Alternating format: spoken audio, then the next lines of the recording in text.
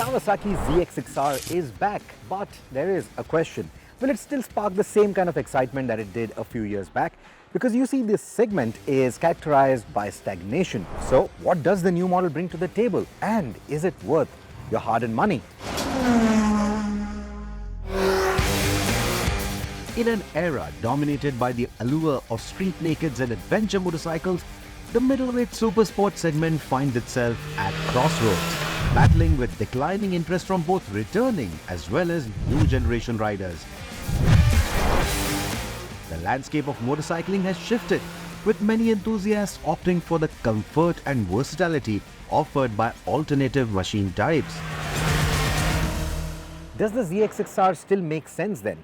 You see, the appeal of these once revered 600cc supersport machines has started to die down, partly overshadowed by the more feature-rich liter-class supersport machines. With their advanced electronics, they aren't a daunting challenge anymore. They aren't the man-eaters that they used to be, which is why it's become far easy for those machines to lure new riders who are coming in from smaller capacity motorcycles, into their fold. In that, does a 600 still make sense? Yet Kawasaki stands as a beacon of the middleweight supersport tradition.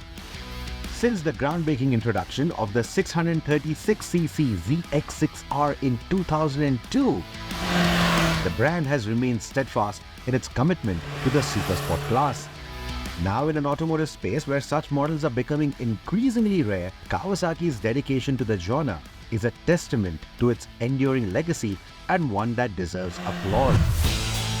Visually, the 2024 ZX6R bears a resemblance to its predecessors, but receives subtle yet noticeable updates inspired by its siblings like the ZX4RR and the ZX10R. But there is no denying that the color scheme does little to differentiate it from its much more docile sport touring sibling, the Ninja 650R. The ZX6R's redesign incorporates new front and side cowls, LED lights all around, and a new 4.3-inch full-color TFT display, replacing the previous LCD gauge. These enhancements not only lend the bike a more modern appearance, but also elevate the rider's interface experience. There is a connectivity option with the Kawasaki Rideology App, which will let you sync calls, track rides. But for your track rides, you will not be able to time your laps because there is no lap timer, neither on the app nor on the instrumentation. Under the hood, or rather beneath the fairings, lies the familiar 636cc inline-4 engine from a decade ago. Yep, it's an old motor which has been upgraded over time to meet the new emissions. In its current state, it uses revised cam profiles and exhaust layout to meet the stricter Euro 5 emission standards. The new engine makes it feel quicker off the mark, but it's lost some of its top-end shenanigans. In fact, the power seems to taper off a little earlier than the red line, and it struggles to get to that 250 km/h mark. The introduction of the new camshaft with lower lift profiles and shorter duration aims to optimize exhaust emissions while maintaining performance standards within the limit offered by the current displacement. Further enhancing the engine's efficiency is the integration of a larger exhaust pre-chamber and a repositioned O2 sensor. The new instrumentation also allows for a better human and machine interface, and then there are the 4 riding modes to choose from. You get 3 presets, which is the Sport, Road and Rain. Now, Sport and Road are going to give you full power, but with either reduced or medium traction control as you like.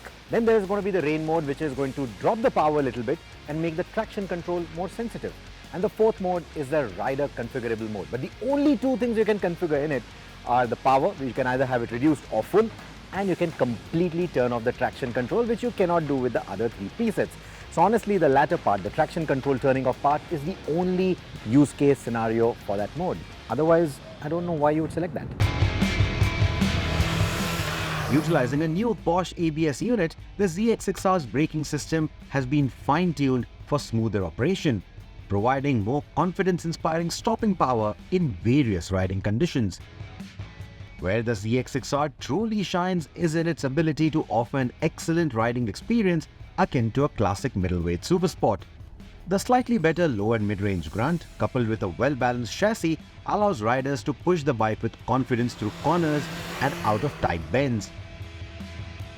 Equipped with Showa separate function big piston forks and a rear monoshock, the ZX6 delivers responsive handling and precise feedback out of the box, but you can also fine-tune it to your riding style, ensuring maximum control and stability even in the dynamic riding scenarios. That said, it is a bit on the heavier side. It can feel like a bit of work, especially around twisties where you have to transition from one side to another. It can feel a bit cumbersome. And you know, this is where the problem arises. For example, something like the Triumph 765 RS. It's light, it's nice and comfortable on the straight roads and around winding roads or even around the track. In the hands of a capable rider, that machine can actually keep up with something like this, if not post better lap times. So, you know, that is a bigger all-rounder, and it's always going to pose a threat to super sport machines like this. No wonder the Daytona died as well. With a competitive price point and a heritage rooted in performance, the 2024 ZX6R presents itself as a compelling option for riders looking to transition from small displacement machines to a middleweight sports bike. While it may not boast the cutting edge or latest in technology, its simplicity and reliability are virtues that will help it resonate with seasoned as well as new riders alike. In conclusion, the 2024 Kawasaki ZX6R may not revolutionize the supersport segment, but it doesn't need to. By refining its design, enhancing rider amenities, and maintaining a potent powertrain, Kawasaki has reaffirmed its commitment to delivering a formidable middleweight contender. Whether you are carving canyons on the weekend or honing your skills at the track, the ZX6R offers a compelling blend of performance, agility, and affordability that's hard to ignore. So back to the question we started with, is it worth the money? For someone who is looking at that exhilarating super sport performance in an affordable price tag, I think the ZX6R makes a lot of sense. It is a testament to Kawasaki's enduring legacy in the super sports segment. And anyone who decides to own one is going to smile for a long time.